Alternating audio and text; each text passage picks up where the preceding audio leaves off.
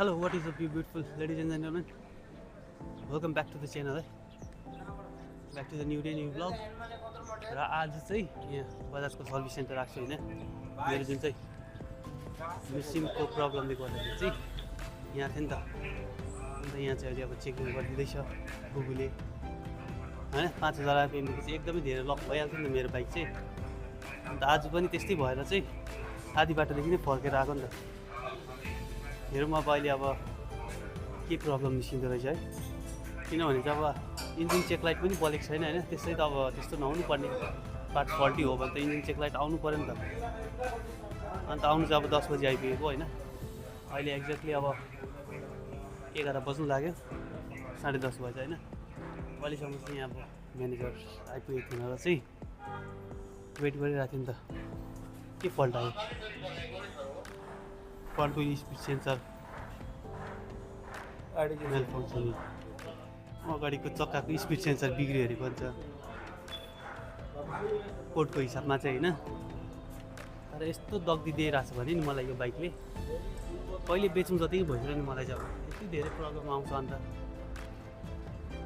किनभने अब बिहानको स्टार्टिङ प्रब्लमसम्म त ठिकै थियो होइन अब हाइवेमा अब कुद्दा कुद्दै यस्तो प्रब्लम हुँदा साह्रो पर्छ नि त त्यो भएर चाहिँ अस्ति पनि अब सर्भिसहरू भोलिपल्टै मैले भिडियो गरेर पठाएको थिएँ त्यो भिडियो तपाईँहरूलाई अब म साइडमा लगाइदिन्छु यहाँ कहीँनिर होइन स्क्रिनमा तपाईँले पनि चेक गर्नु सक्नुहुन्छ कस्तो प्रब्लम हुन्थ्यो भनेर है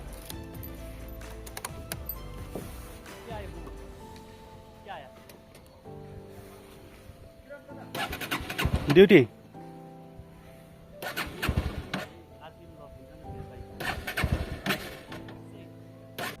रेसै लिँदैन प्लस अन्त अलिकति कुदेपछि चाहिँ फेरि बन्द भइहाल्छ बन्द भएर त्यहाँदेखि चाहिँ अब स्टार्ट हुँदैन नि त मेन प्रब्लम चाहिँ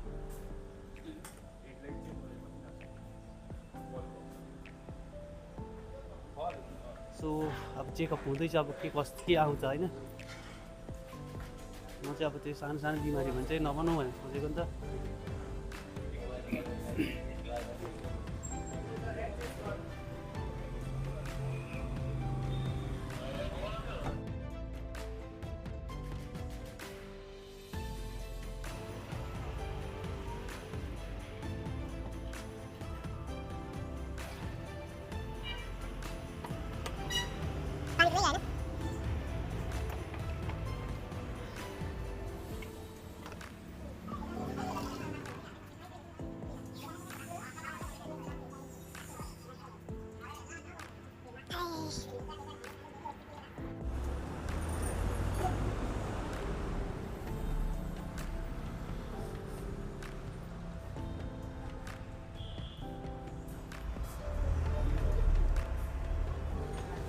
अहिले चाहिँ अब ट्याङ्की स्याङ्की निकालेर होइन चेकअप हुँदैछ के चेन्ज गर्नुपर्ने हो है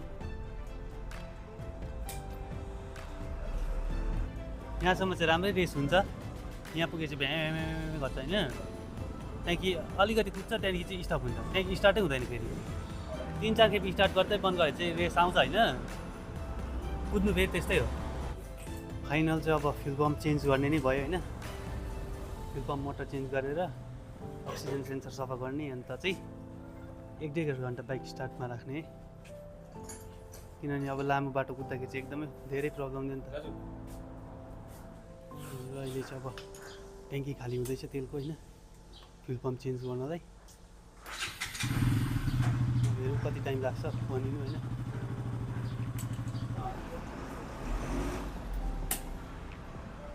चेन्ज गर्यो भने चाहिँ उनीहरूको बनाइमा चाहिँ अस्ति पनि एउटा सेन्सर फेर्दियो होइन सेन्सर फेरेपछि भइहाल्छ भने गएको भोलिपल्टदेखि स्टार्ट भयो त के र यसो गरे यहाँ इसा गरे यसो गरेर फ्ल्याट फ्ल्याट पड्किन्छ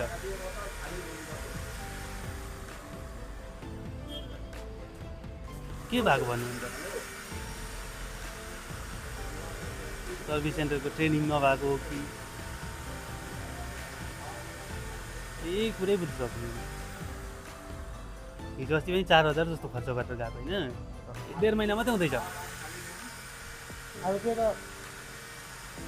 उनीहरूले उयो गर्नु पर्यो नि त होइन त्यो त 4000 अन्त अहिले अब 3500 भन्दैछ होइन फ्युल पम्पको मात्रै 3500 अँ त्यो पनि हो कि होइन नि त्यो पनि हो कि होइन अब बोकेर जानुहोस् पुरानो पनि बोकेर जानुहोस् त्यो भरे उयो के भन्छ उयो छ भने त्यो राम्रै छ भने त भइगयो त होइन होइन बाहिर पनि भन्दै चाहिँ फ्युल पम्पको मोटर मात्रै चेन्ज गर्नु भन्दै थियो कि अँ। अब यहाँ त मोटर मात्रै चेन्ज गरिदिँदैन र अहिले चाहिँ अब यहाँ फ्युल पम्पहरू खोलिसक्यो होइन नयाँ फ्युल पम्प लाउनुलाई चाहिँ रेडी भइसक्यो बाइक ट्याङ्की स्याङ्की खाली गरेर होइन अन्त अब मेजर प्रब्लम चाहिँ अब यही देख्यो अहिलेसम्ममा चाहिँ अब टेस्टिङ गरिसकेपछि चाहिँ के हुन्छ अब चेन्ज गरेर फ्युल पम्प चाहिँ यो होइन अब नयाँ फ्युल पम्प पनि आइहाल्यो यो चाहिँ पुरानो फ्युल पम्प होइन यो नयाँ फ्युल पम्प चाहिँ जुन चाहिँ यो रातो प्लास्टिकबाट खोल्दैछ त्यो चाहिँ नयाँ हो अब नयाँ फ्युल पम्प लगाएर चाहिँ पर्फर्मेन्स कस्तो अपग्रेड हुन्छ होइन कतिको इम्प्रुभमेन्ट हुन्छ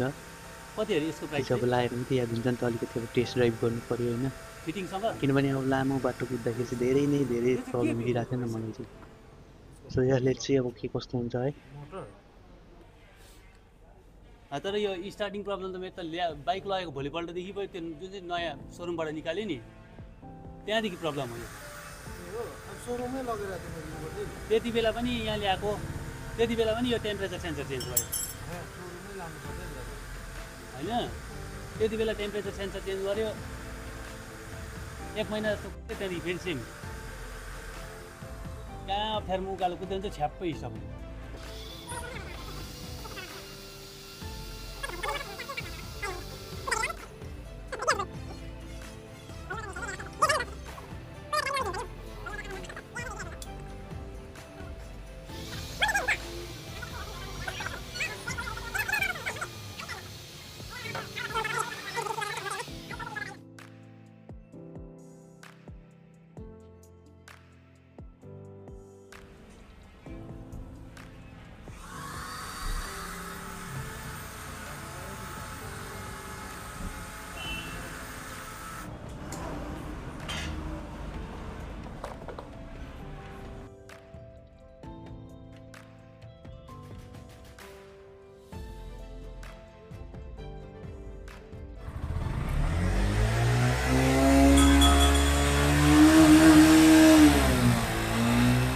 चाहिँ अन्त अब फ्युल पम्प चेन्ज गरेर तेलहरू फेरि ट्याङ्कीमा भरेर होइन अहिले चाहिँ टेस्टिङ हुँदैछ अब स्टार्ट कतिको राम्रो हुन्छ होइन अहिलेसम्म अब स्टार्ट राम्रै भइरहेको छ अब रेस पनि राम्रै पक्रिँदैछ अन्त अब एकखेप अब टेस्ट राइड गर्नु पऱ्यो होइन अब यो सक्सेस भयो भने चाहिँ यो फ्युल पम्प लगाइसकेर चाहिँ अब एकखेप म्यानेजर टेस्ट गर्छ होइन यहाँनिर जो तपाईँको छेउमा बिराउनु भएको छ म चाहिँ यहाँको म्यानेजर हो नि त अन्त उहाँले एकखेप टेस्ट राइड गरेपछि चाहिँ म पनि फेरि टेस्ट राइड गर्छु है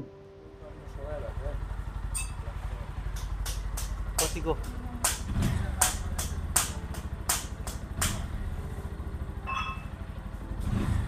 यो उडाइदेऊ ल सर्भिस सो अब चाहिँ म्यानेजर साफ टेस्टिङमा लागिसक्यो होइन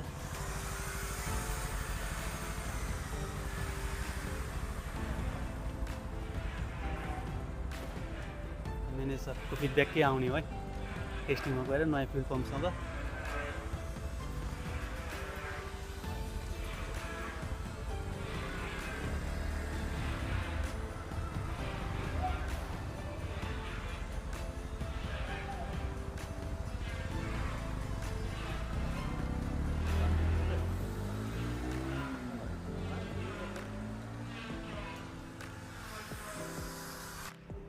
म चाहिँ यो सर्भिस सेन्टर धाउँदा चाहिँ वाक्कै भत्तु भइसक्यो नि त महिनामा एकखेप आउनै पर्छ हो अन्त अब एक्ज्याक्टली अब प्रब्लम चाहिँ के हो भनेर चाहिँ अब उनीहरूलाई पनि याद छैन मलाई पनि याद छैन होइन खालि स्टक मात्रै हुन्छ त्यो भएको छ नि त अब एक्ज्याक्ट प्रब्लम हो भने चाहिँ अब ट्याक्कै त्यो सामान फेर्दा चेन्ज हुन्छ नि यहाँ चाहिँ अब त्यो यो हो कि बा त्यो हो कि बा भन्यो एउटा चेन्ज गर्यो र अहिले चाहिँ अब म्यानेजर साहब पनि टेस्ट राइड लिएर सकेर आयो होइन यहाँदेखि चाहिँ अब म जाँदैछु यसमा चाहिँ टेस्ट राइड दिनु है टेस्ट राइड लिनु अब के फिडब्याक आउँछ है तपाईँलाई फेरि भन्नु क्यामेराको हजुर मेरो कुद्दा कुद्दै बन्नुहुन्छ हौ 5000 आरपिएमदेखि स्टार्टै रेसै लिँदैन।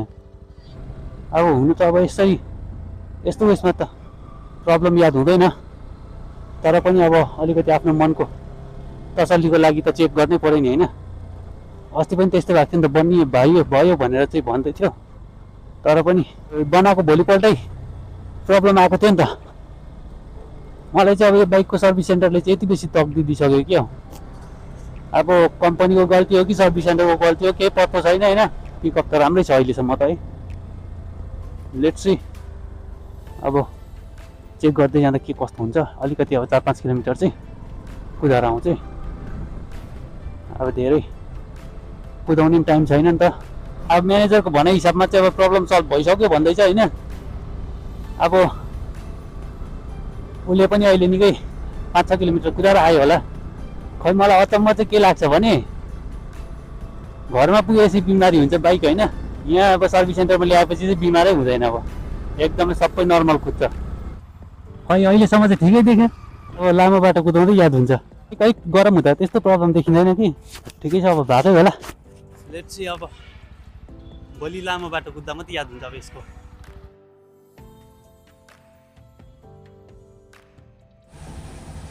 अहिले चाहिँ अब फेरि अघि लगाएको नयाँ फ्युल पम्प चाहिँ चेन्ज गरेर पुरानै लाउँदैछु होइन।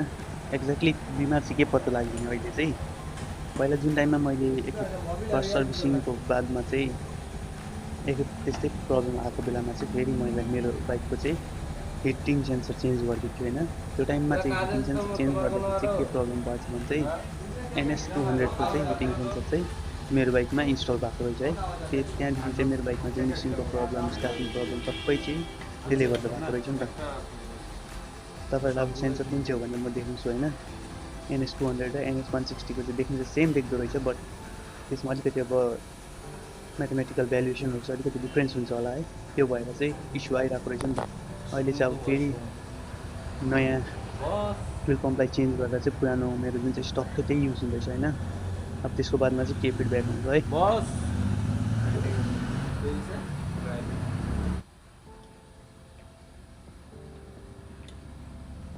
र अन्त अहिले चाहिँ अब पुरानो फ्युल पम्प फेरि रिइन्स्टल गरेर जुन चाहिँ नयाँ अघिको मैले सेन्सर देखाएँ होइन, त्यो सेन्सरलाई चेन्ज गरेर अब बाइक फिटिङ हुँदैछ होइन। सबै फ्युल पम्पहरू लगाएर फिटिङ भइसकेर चाहिँ हामीले धेरै बेर टेस्ट गऱ्यौँ होइन। स्टार्ट गरेर धेरै बेर राख्यौँ आइडलमा। सबै गरिसकेपछि चाहिँ अब सक्सेसै भएको जस्तो भयो। अब त्यस्तो इस्यु मेसिङ प्रब्लमहरू केही इस्यु आएन, आरपिएम लक पनि इस्यु आएन होइन।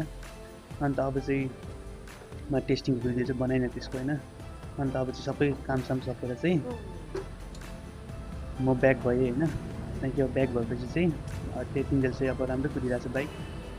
अब जुन दिन मेन प्रब्लम चाहिँ कहाँ थियो भने बिहान चाहिँ अब स्टार्टिङ प्रब्लममा चाहिँ प्रब्लम थियो, इस्यु थियो होइन। अब त्यो स्टार्टिङ प्रब्लम चाहिँ अब भोलि बिहान चाहिँ कस्तो हुन्छ त्यो हेर्ने अब एकैचोटि।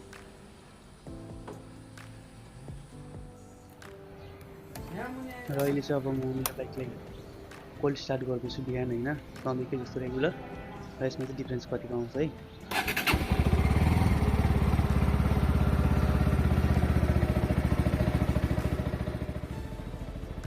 सो तपाईँहरूले देखिहाल्नु भयो होइन, एउटा सानो सेन्सरले गर्दा चाहिँ कति धेरै प्रब्लम गरेको थिएछ भनेर है। अगाडिको स्याम्पल भिडियोमा र अहिलेको यो कोल्ड स्टार्टको भिडियोमा चाहिँ कति डिफ्रेन्स आइरहेको छ होइन। इस्यु एकदमै सल्भ भयो नि त। So thank you so much for solving my problem है बजाज सर्भिस सेन्टर। धेरै टाइम लाग्यो तर पनि अब काम सक्सेस भयो।